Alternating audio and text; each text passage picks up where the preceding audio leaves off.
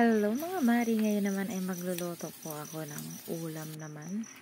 So, ang lulutuin po nating ulam ay patok po ito sa probinsya po namin noong mga kabataan namin, no? So, meron po tayo ditong lintok sa Bisaya. So, bigas po ito na maliliit.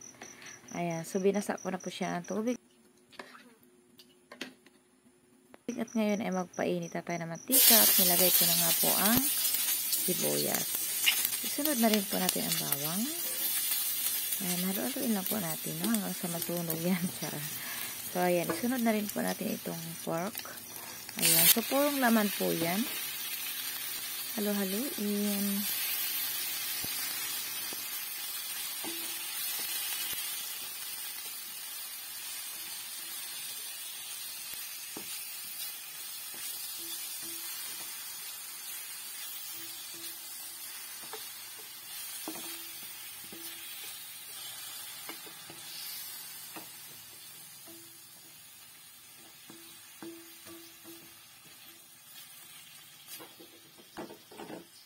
Ilagay naman po natin ngayon ang ating knock cubes pork. Ayan.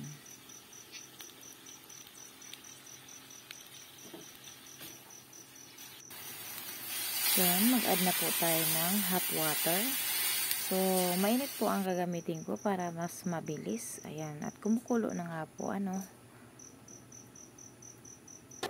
Takpan muna natin. Ayan. So, hinalo-halo. Ngayon po ay i-add na po natin itong ating corn powder. So, ayan. So, minix-mix ko lang po muna siya, no? Tingnan muna natin.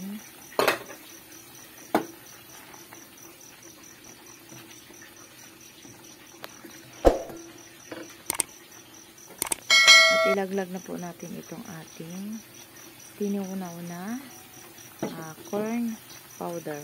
Ayan. Halo-haluin lang po natin, no, hanggang sa mag-combine talaga ng maayos yung ating mga sangkap. So, nag-add po ako dito ng toyo. And then, ang ating bell pepper. Ayan.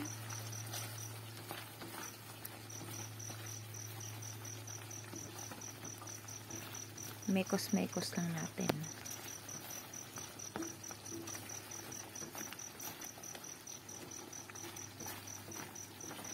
So, kayo na po ang mag-add dito ng salt, no? Kung gusto nyo po mag-add ng asin. Ayan.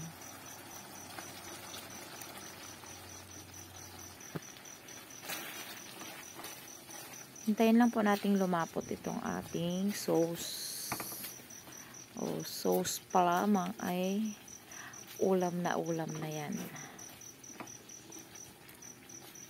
Okay, luto na po ang ating ulam. So, tayo po ay mag-serve na ng ating ulam para makakain na nga tayo. Ayan.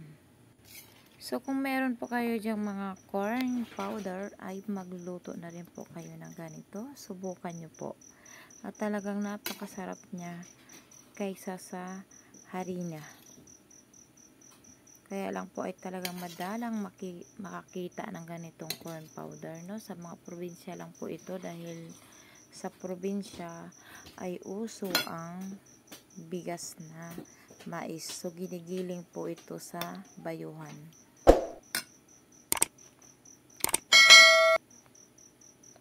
Ayan. So, thank you so much for watching. See you on my next video. Bye-bye and God bless us all.